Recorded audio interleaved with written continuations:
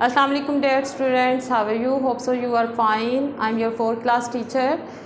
We will start our work with the name of Allah. Bismillahir Rahmanir Rahim. Today we will discuss the diary of 2 days, 10th September and 11th September 2021, and the days are Friday and Saturday.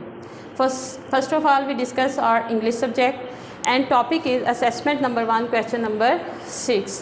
Assessment number 1 का question number 5 तक हम आपको करवा चुके हैं।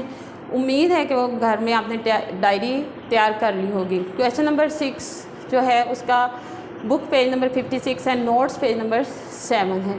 Question number 6, right these verbs under their column. Verb क्या है? Verb है एन एक्शन वर्ड, जिसमें कोई एक्शन हो रहा हो उसको हम वर्ब कहते हैं। जब हमने वर्ब को डिस्क्राइब करना होता है कि एडवर्ब किस अंदाज से हो रहा है, किस टाइम हो रहा है, किस जगह पर हो रहा है, तो हम उसको एडवर्ब में करके चेंज करके उसको डिस्क्राइब करते हैं। फर्स्ट हमारे पास है एडवर्ब। एडवर्ब क्या है? Adverb describes a verb. Adverb जो है वो वर्ब को डिस्क्राइब करता है। एडवर्ब 3 कॉलम है हमारे पास, adverb of manner, adverb of time and adverb of place. Adverb of manner क्या है? जिसमें हमारा कोई तौर तरीका या अंदाज हो रहा हो। एडवर्ब ऑफ टाइम क्या है? जिसमें हमें टाइम का पता चल रहा हो कि काम किस वक्त हुआ। एडवर्ब ऑफ प्लेस क्या है? एडवर्ब ऑफ प्लेस के काम किस जगह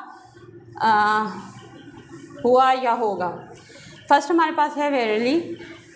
वेरली अफसरदगी से, तो इसमें हमें पता चल रहा है, मैनर का पता चल रहा है, तो वेरली का जो है वो हम मैनर में राइट करेंगे। देयर वहाँ, देयर वहाँ, तो इसमें हमें जगह का पता चल रहा है कि पेंसिल कहाँ पड़ रही है, पेंसिल वहाँ पड़ रही है। नाउ, नाउ, अब नाउ का क्या है? नाउ हम अब, मैंने ये फॉर एग्ज़ाम्पल मैंने अब ये काम अब किया, तो इसमें नाउ का जो है वो हम एडवर्ब ऑफ टाइम में राइट करेंगे। इसके बाद नेक्स्ट वर्ड जो है वो हमारे पास आफ्टर है। आफ्टर बाद में,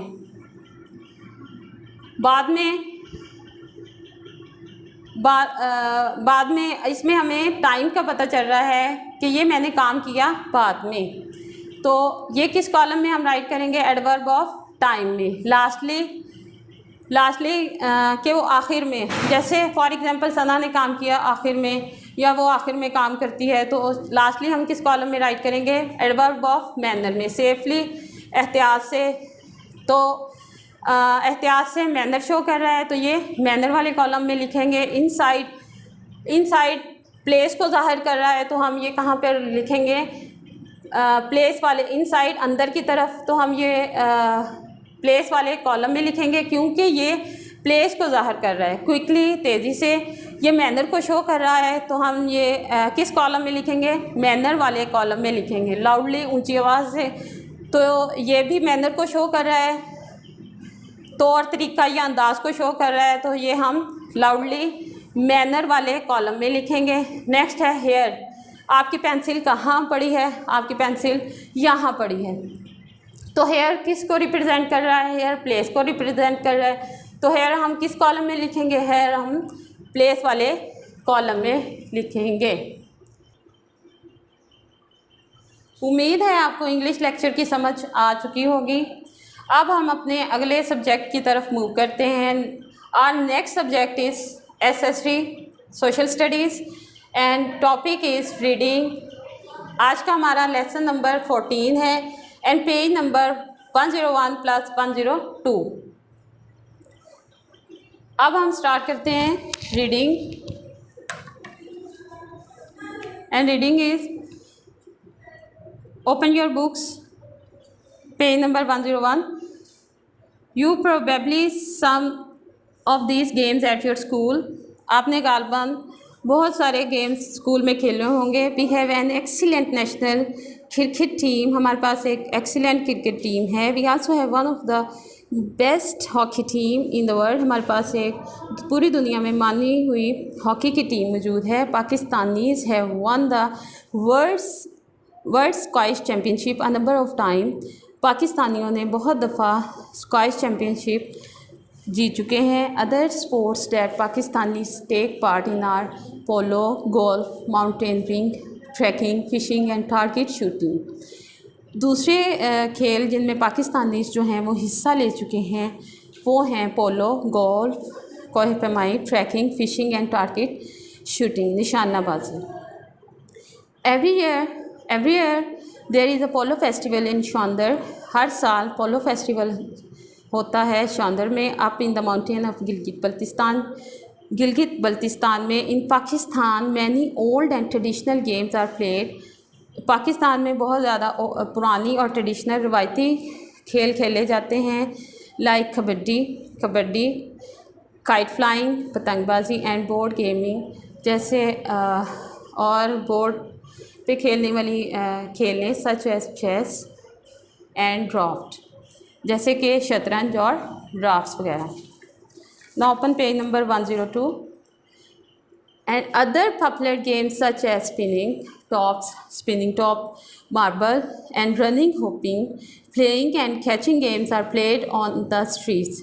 और बहुत सारी दूसरी गेम्स जो कि हमारी गली मोहल्लों में खेली जाती हैं वो हैं spinning tops, marble and running, hopping, रस्सा कूदना, playing and catching games are played in streets. ये गेम्स जो हैं वो हमारे गली मोहल्लों में खेली जाती हैं। All these games formed an important part of growing up in Pakistan. ये तमाम खेलें जो हैं वो पाकिस्तान का नाम रोशन करने में एक नुमाया किरदार अदा करती हैं। Hope so you understand SS3 diary. Now we move on next subject, and next subject is science, unit number 9, and topic is think and answer question number 11 plus labeling. Notes page number 6 plus 7. Question number 6 है, question number 11 है what is a rainbow? What is a rainbow? कोसे कज़ा क्या है? कोसे कज़ा क्या है? And the answer is all the different colors of the light form a band which is called rainbow. रोशनी के तमाम मुख्तलिफ रंग एक पट्टी बनाते हैं जो कोसे कज़ा कहलाता है। मतलब जब रोशनी मुख्तलिफ कलर मिल जाते हैं तो वो कोसे कज़ा बन जाता है, पट्टी बन जाती है और उसको हम कोसे कज़ा कहते हैं। नेक्स्ट हम चलते हैं लेबलिंग की तरफ। लेबलिंग हमारे पास है थर्मामीटर की। थर्मामीटर के मुख्तलिफ पार्ट्स के हम जो है वो नेम राइट करेंगे पार्ट्स के। थर्मामीटर है, a thermometer is a device which is use to measure the temperature of our body. It is called clinical thermometer. Thermometer का जो फर्स्ट पार्ट है वो मरकरी है। मरकरी क्या है? पारा है। ये हमारा टेम्परेचर बताता है कि हमें कितना टेम्परेचर है। नेक्स्ट है बल्ब टेम्परेचर को डिटेक्ट करता है। और इसके बाद बल्ब के बिल्कुल साथ है एक बेंडिंग एरिया है। बेंडिंग एरिया को हम क्या कहते हैं? कंस्ट्रिक्शन कहते हैं। Thermometer has a narrow bending part और a constriction in the glass tube near to the bulb. This constriction stops the falling of mercury level at once. Constriction का काम क्या है कि वो मर्करी लेवल को यकदम गिरने से रोकता है। हमारा जो नॉर्मल बॉडी टेम्परेचर है वो है 98.6 जो होता है नॉर्मल बॉडी टेम्परेचर होता है। जहाँ पर मर्करी को हम स्टॉप करते हैं, सील करते हैं, बंद करते हैं, उसको हम सील्ड एंड का नेम देंगे। मतलब यहाँ पर पारा आकर रुक जाता है। उम्मीद है आपको साइंस सब्जेक्ट की समझ आ गई होगी। अब हम चलते हैं अपने नेक्स्ट सब्जेक्ट की तरफ। हमारा नेक्स्ट सब्जेक्ट है ओपीडी। ओपीडी में recreations 3 music. Full page number 3 है, रिवीजन में जाएगा। ये आपने घरों में तैयार करनी है ओपीडी और बहुत अच्छे से अंडरस्टैंड करनी है। Hope so you have understand your previous subject is. Now we will start our remaining subject. Next subject is maths. Today we will discuss our maths subject exercise 5.8 on page Please open 118. Question is, compare the fraction using symbols of less than and greater than.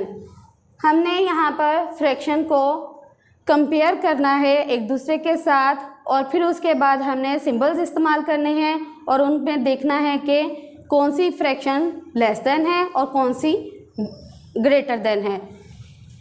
यहाँ पे हमने दो question दिए हैं। पहला question है जी part A, उसमें हमने राइट किया है 1/2 एंड 1/4।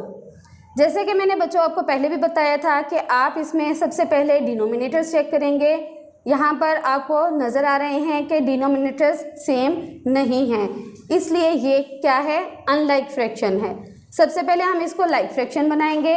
लाइक फ्रैक्शन बनाने के लिए हम क्या करेंगे, अगर आप अपने माइंड को रिकॉल करें और दोबारा से डिनोमिनेटर्स को देखें तो आपको नज़र आ रहा होगा कि 2 मल्टीपल्स है 4 का, यानी हम अगर रफ में आपको अंडरस्टैंड करवाएं तो 2 × 2 = 4, यानी 2 मल्टीपल है 2 का, जिससे आपको नज़र आ रहा होगा कि 4 आंसर आता है और इससे हमारे दोनों डिनोमिनेटर्स सेम हो सकते हैं।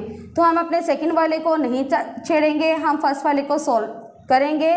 उसके लिए हम क्या करेंगे, फर्स्ट में 1/2 राइट करेंगे और जो उसका मल्टीपल है उसके साथ हम उसको मल्टीप्लाई करेंगे, = का साइन दरमियान में पुट करेंगे और फिर उसके साथ क्या करेंगे, हम जब हम 1 को 2 के साथ मल्टीप्लाई करेंगे 1 2/2, 1 2 टाइम्स 2 एंड 2 2 टाइम्स 4, तो हमारे पास हमारी जो वैल्यू आ जाएगी वो 2/4 होगी, जो कि हमारे पास डिनोमिनेटर के लिहाज से सेम हो जाएगी। यानी हमारा इक्विवेलेंट जो है फ्रैक्शन जिसमें डिनोमिनेटर सेम होते हैं वो मल्टीप्लाई करने की वजह से सेम हो गए, यानी 1/2 मल्टीप्लाई बाय 2/2 और फिर उससे हमारे पास आंसर आ गया 2/4।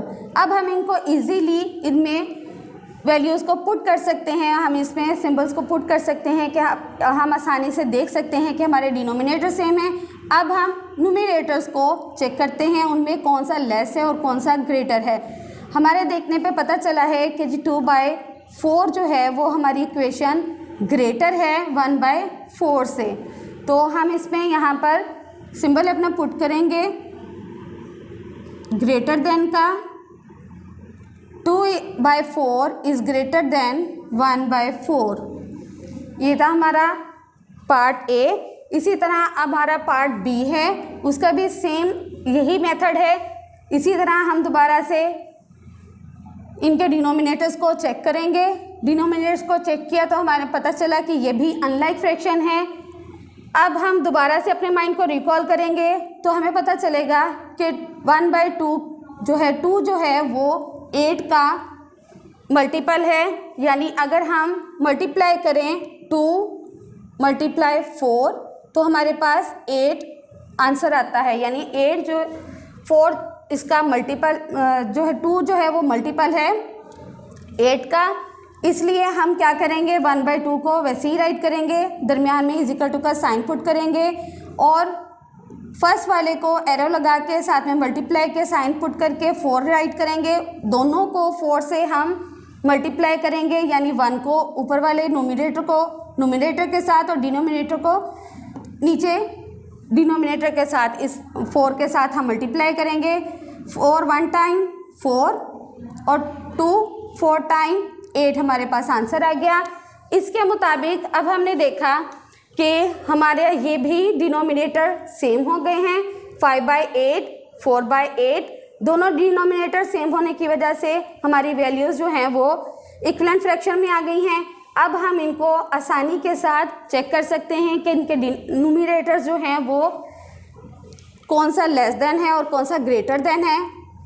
हमें देखने पे पता चला 5 इज़ ग्रेटर देन है, इसलिए हमने 4 को लेस देन कर दिया, 4/8 लेस देन 5/8 और इस तरह से हम साइन पुट कर देंगे। उम्मीद है आपको ये अच्छे से समझ में आ गया होगा। ये हमारे दोनों क्वेश्चंस हैं, घर में इनमें अच्छी तरह से इनकी प्रैक्टिस कीजिएगा। ये था हमारा मैथ का वर्क। जो अब हम अपने अगले सब्जेक्ट की तरफ चलते हैं। हमारा अगला मज़मून है इस्लामियात। इस्लामियात में सबक अदाब मजलिस हम पढ़ रहे थे, उसमें उन्वान है मुख्तसर सवालात। आज हम मुख्तसर सवालात में से सीन 4 और 5 करेंगे। आपका किताब का सफ़ा नंबर 109 है और नोट्स में आपका सफ़ा नंबर 7 और 8 है। साथ में आज हम सूरत तकासुर करेंगे। सूरत तकासुर पहले हाफ की थी, आज मुकम्मल है, जो आपने ज़ुबानी याद करनी है और ये आप घरों में अच्छे से याद करेंगे अपने कुरान टीचर की निगरानी में। अब हम चलते हैं अपने सवाल की तरफ। सवाल नंबर 4 है, अगर मजलिस में बातचीत हो रही हो तो क्या करना चाहिए। सवाल दोबारा देखें, अगर मजलिस में बातचीत हो रही हो तो क्या करना चाहिए। इसका जवाब है, अगर शुरका में से कोई बात कर रहा हो तो खामोशी से सुने। अगर शुरका में से कोई बात कर रहा हो तो खामोशी से सुने। इसका मतलब ये है कि यानी जो लोग वहाँ पे उस वक़्त मजलिस में मौजूद हैं, अगर वहाँ पे कोई एक बंदा बात कर रहा है और अपनी बात समझा रहा है तो फिर उसका मतलब ये है कि आप उसकी बात को गौर से और तवज्जो के साथ सुने, ये नहीं कि उसमें अपनी बातें करना शुरू कर दें। ठीक है। सवाल नंबर 5 है हमारा, कैसी मजालिस में शिरकत नहीं करनी चाहिए, यानी ऐसी कौन सी मजलिसें हैं जिनमें शिरकत नहीं करनी चाहिए। इसका जवाब है, ऐसी मजालिस में शिरकत ना करें जहां अल्लाह ताला और उसके रसूल सल्लल्लाहु अलैहि वसल्लम की नाफरमानी हो रही हो, मसलन नाच गाने और फहाशी की मजालिस। जिस तरह के जवाब से ही पता चल रहा है कि हमें किस किस्म की मजलिसों में शिरकत नहीं करनी चाहिए। ऐसी शिरकत बुरी है जिसमें नाच गाना हो रहा हो मजलिस में, या कोई फजूल सी उसमें हुटिंग हो रही हो, कोई बेहूदगी की बातें की जा रही हों, या फजूल उसमें एक दूसरे के ऊपर कमेंट्स किए जाएं। ऐसी मजलिसें जो हैं वो तकलीफ़ का बायस बनती हैं। इसलिए अल्लाह ताला और उसके रसूल सल्लल्लाहु अलैहि वसल्लम ऐसी मजलिस से नाराज़ होते हैं और ऐसी मजलिसों में शिरकत करने से भी परहेज़ करनी चाहिए जहाँ पे अल्लाह ताला और उसके रसूल सल्लल्लाहु अलैहि वसल्लम की कोई बात या नेकी की कोई बात ना की जा रही हो। ये था हमारा इस्लामियत का सब्जेक्ट और मुकम्मल हो गया उसका सबक। उम्मीद है आप इसको घर में अच्छे से याद भी करेंगे और लिखने की प्रैक्टिस भी करेंगे। अब हम आते हैं अपने अगले मज़मून की तरफ। हमारा अगला मज़मून है उर्दू। सबक है असली राज। इसमें हम सवाल जवाब कर रहे थे, इसलिए नोट्स का पेज नंबर 5 है और आज क्वेश्चन भी 5 है। क्वेश्चन है, इस वाक़े का सबक अपने अल्फाज में लिखिए। दोबारा देखें, इस वाक़े का सबक अपने अल्फाज में लिखिए।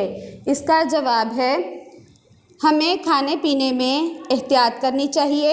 जब भूख लगे तब ही खाना चाहिए और भूख से कम खाना चाहिए। ज़रूरत से ज़्यादा खाने से परहेज़ करना चाहिए। जिस तरह के जवाब से ही हमें पता चल रहा है कि हमें जो इस सबक में हमने पढ़ा था कि वो तबीब जो था वो किस वजह से बेकार रहा था, तो हज़रत मोहम्मद सल्लल्लाहु अलैहि वसल्लम ने क्या वजह बताई थी। अब हमें जो इस सबक से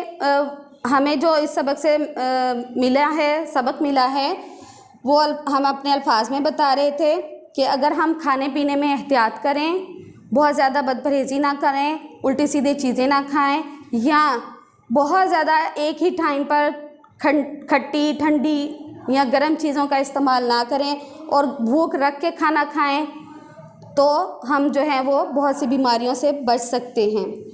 ये था हमारा उर्दू का मज़मून। उम्मीद है आपको अच्छे से समझ आ गया होगा। आज के हमारे तमाम सब्जेक्ट मुकम्मल हो गए हैं। अब हम कुरान टीचर को बुलाते हैं। अस्सलामुअलैकुम रहमतुल्लाहि व बरकातुहू।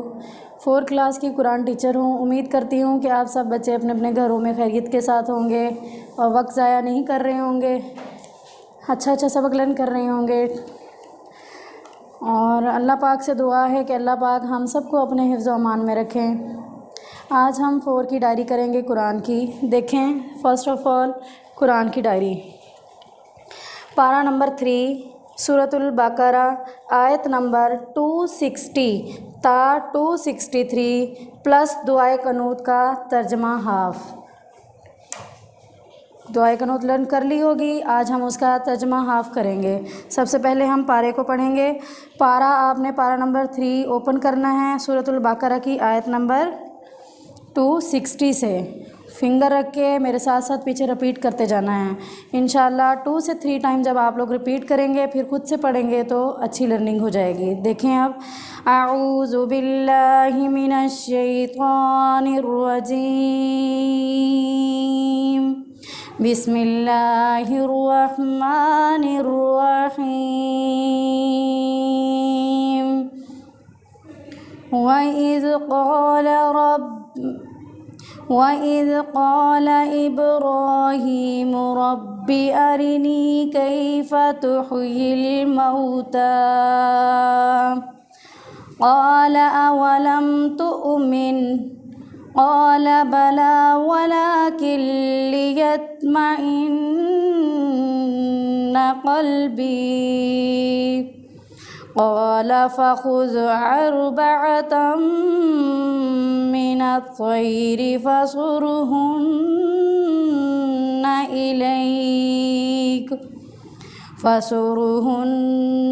इलैक थुम्म इज्अल अला कुल्ली जबलिन मिनहुन्न